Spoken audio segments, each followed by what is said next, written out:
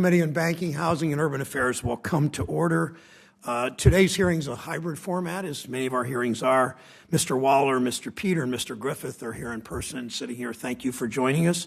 Mr. Melinda and Ms. Martin are appearing virtually. Members have the option to appear either in person or virtually. Those witnesses joining remotely, once you start speaking, there'll be a slight delay.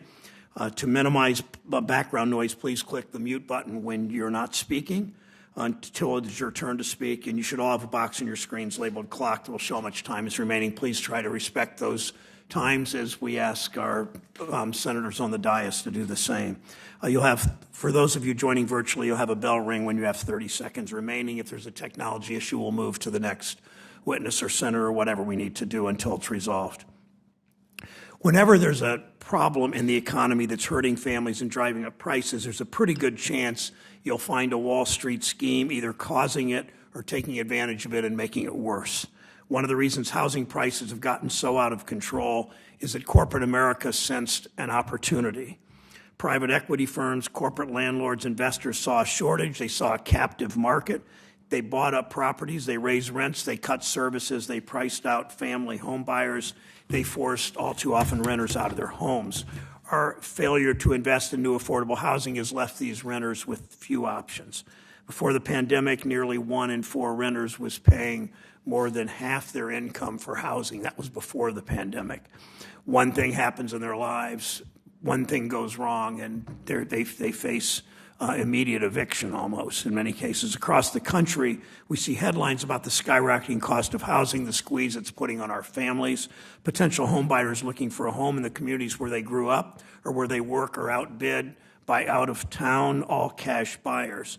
Rents in communities from Atlanta to Boise to Cleveland to Denver are growing far out of reach for families and workers. While most of us see high rents and a lack of housing choices as a problem to solve, deep-pocketed investors see them as an opportunity for profit.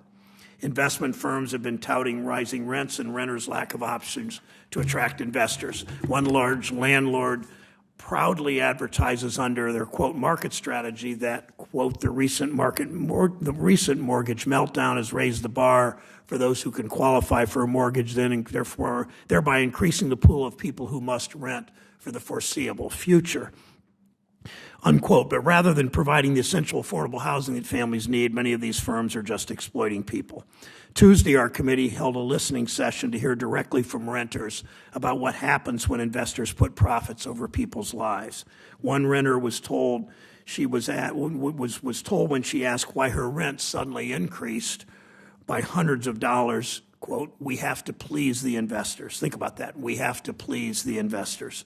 Renters in apartment buildings, single-family homes, manufactured housing from Las Vegas to Great Falls to Hyattsville shared their stories over and over. No matter where they lived, no matter what type of home they had, renters told us how they were overlooked and overcharged by the big investors that owned their homes.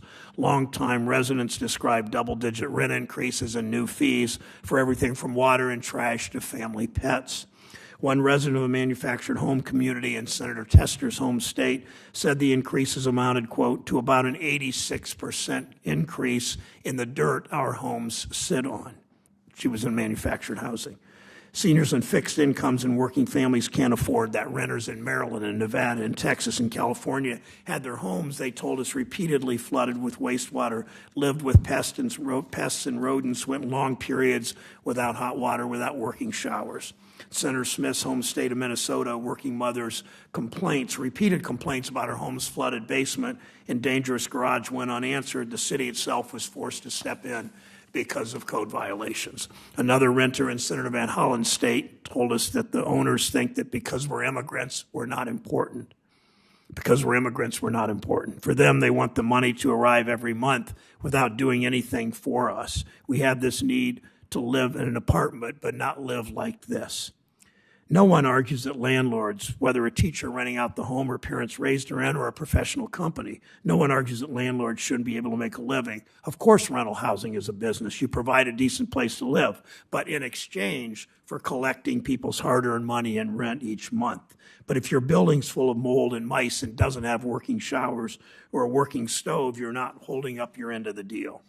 That's not a real business, and families are paying a very high price for it.